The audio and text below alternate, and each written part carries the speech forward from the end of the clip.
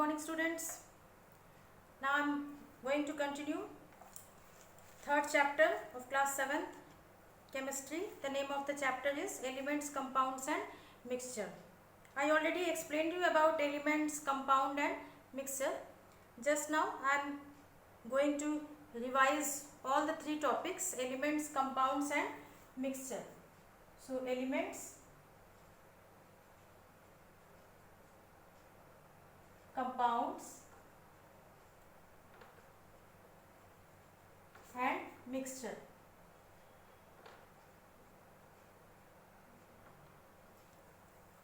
For example of elements, suppose I am having this three type of elements. Okay, for example, just you suppose that it is a nut, it is one element, this one is one washer, this one is the second element and this one is bolt, this one is the third element. So I am having these three elements. Okay, different elements are there. So elements are the pure substance, okay, which cannot be broken into simple substance. Why it is pure substances? Because it is made up of only one kind of atoms. So we can say that element is a pure substance which cannot be broken down into simple substances by any means. Okay, by any means means by physical method also we cannot break it, or by chemical method also we cannot break it, because it is made up of only one kind of atom. So I am having this three different elements. Okay, one is this one, okay, second one is the washer and the third one is the bolt. Okay, now come to the second topic, compounds. What are compounds? Compounds are also one kind of pure substances, but it is a mixture of two different types of elements. Okay, when two elements are combining together, when two elements, one element plus one more element, okay, when two elements, okay, two different elements are joining together, they form a compound. Okay, for example, I told you this one was one element. So if we joint this bolt in this nut, so this one is a compound. Okay, see, two different elements are combining together. Okay, two different elements are combining together. Okay, see, if we will join this washer in this nut bolt, so this is also one compound, because I already told you that this washer is also one element and this nut is also one element. So two elements are combining together now. So this one is a compound. Okay, now come to the third topic, mixture. If we add this bolt also in this nut, okay, so nut is there, washer is there and this bolt is also there. When two or more elements or two or more compounds are mixing together in any ratio, okay, ratio is not fixed, in any ratio, if we will mix two or more elements or one element or one compound or two compounds are mixing together, then it forms a mixture. Okay, so element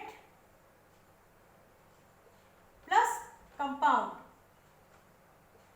or two compounds, one compound plus another compound. When these two compounds are mixing together, they form mixture. Okay, see, this one is a compound because in this you can see two elements are there. Okay, two different elements are there. So this one is a compound. If in this compound, if we add one more element, so this will be a mixture. I hope you understood. Okay, in our surroundings also we can see so many elements are there. Okay, one very good example of element is this carbon. Okay, carbon is also one kind of a pure substance. It is also one example of element. Okay, carbon is one also example of element. So in our surroundings compounding we can see so many different types of elements are there. So the definition of the elements will be, elements are the simplest and the pure substances which cannot be broken down into simpler substances by any means. Okay, by any means we cannot break it. Okay, for example, so many elements are there. Okay, total 118 elements are identified till now. Okay, total number of elements are 118. In this 118, okay, 94 elements are found in the nature.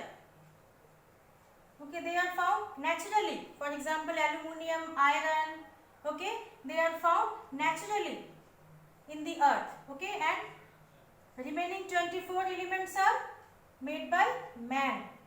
Okay, artificially made by man. So total 118 elements are there. Among these 118 elements, 94 elements are found naturally. Okay, and remaining 24 elements are made by man. Okay, they are artificial. They are made by man in the lab. Okay, so many common elements are there. For example, oxygen. Okay, it is also one kind of element. Aluminium. Have you seen that aluminium foil paper? Okay, that is also one kind of element. Okay, just now I have shown you this carbon. Okay, this carbon is also one kind of element. Okay, copper. Okay, have you seen the wire through which electricity produced? Okay, that wire is also made up of copper. Okay, copper is also one kind of element. Okay, hydrogen, hydrogen gas, oxygen gas which is present in the atmosphere. Okay, nitrogen. So these are some common types of elements. Okay, so the definition will be, element is a pure substances which cannot be broken down into simpler substances by physical or by chemical means. Okay, there are total 118 elements are found naturally, okay, on the earth, and remaining 24 elements are made by man. Okay, some very common example of elements are oxygen, aluminium, carbon, copper, hydrogen and nitrogen. Okay, one more thing, all the elements are made up of atoms. Okay, if you divide one element, okay, so all the elements are made up of some atoms.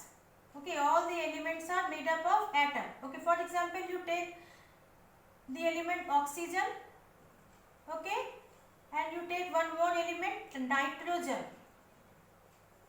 So now listen very carefully. I told you that all the elements are made up of atoms. So in this oxygen, it is also made up of different kinds of atoms. So one particular element's atoms are identical, means that all the atoms which are present in these elements are same.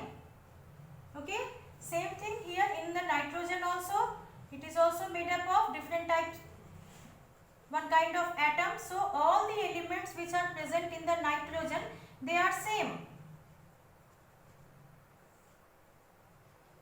Listen again, all the atoms which are present in this element oxygen, all the atoms are same. All the atoms which are present in this element, okay, that is nitrogen, all the atoms are same, but the atoms of this oxygen, the atoms which are present in the oxygen are totally different from the atoms of this nitrogen. Okay, in one particular elements all the atoms will be same, but the atoms of one element is totally different from the atoms of the another element. Okay, I hope all of you understood. Okay, so these all are about the elements. Okay, so elements, all the elements, some particular names are there. Okay, we have to learn it, all the elements name. So for particular element, some unique symbols are there. Okay, whenever we are writing any reaction or something, we are not writing this full name. We are using the symbol. We are using the short form. So we can say that this symbol is a short form of the name of the element. Okay. So symbols. Okay. Next topic is your symbols. What are symbols? So symbol is a short form. The elements are represented using very short notations that are called symbols. A symbol is a short representation of the name of the element. Whenever we are using the short form for writing any elements, okay, that is called symbol. Okay, and these names are approved by one organization. Okay, that organization is IUPAC. Okay, the full form of IUPAC is International, I for International, U for Union, P for Pure, A for Applied, C for Chemistry. International Union of Pure and Applied Chemistry. So these symbols are approved by IUPAC. Okay, so how they discovered the symbols?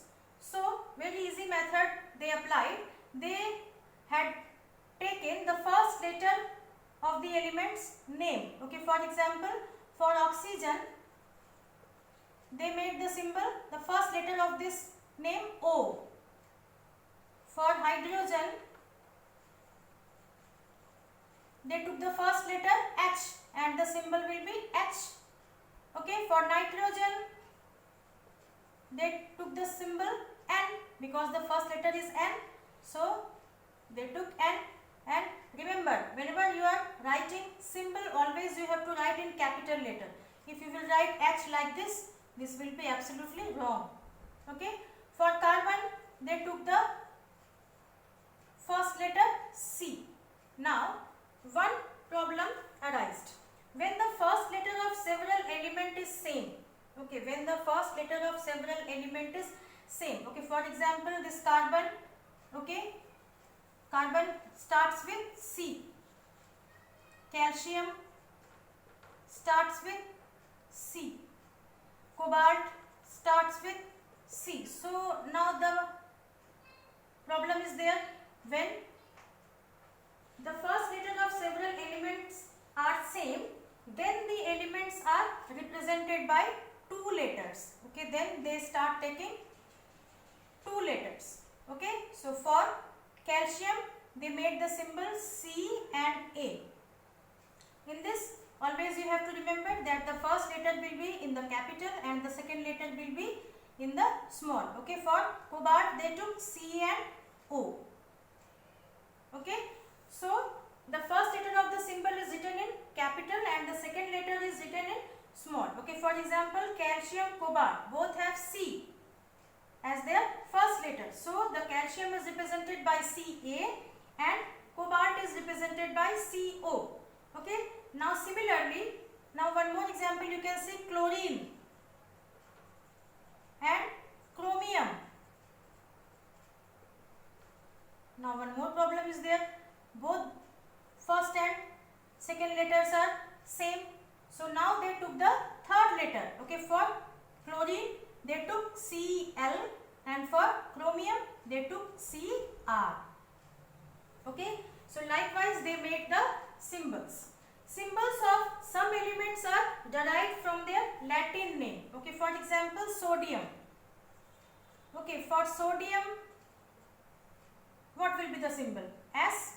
No, as we can't make the symbol S for sodium. Okay, because it is already for sulfur. Okay, for sulfur the symbol is S. Okay, so for sodium they took the letter from its Latin name. Okay, the Latin name of sodium is natrium. So they made the symbol for this sodium is N, A. They can't take only N. Okay, because N is used for nitrogen. So they took the first and the second letter and A. Okay. Likewise, potassium. Okay, for potassium also we can't take P. Okay, because P is already used for phosphorus. So they used its Latin name. Its Latin name is Kalium. Okay, so for that they have taken K for potassium. Okay, so the symbol C represent one atom of carbon, the symbol H represent one atom of hydrogen. If you are writing O, it represents that only one atom of oxygen. It means that only one atom of oxygen. If you are writing C, it means that it is representing one atom of carbon. If you are writing H, it represents one atom of hydrogen.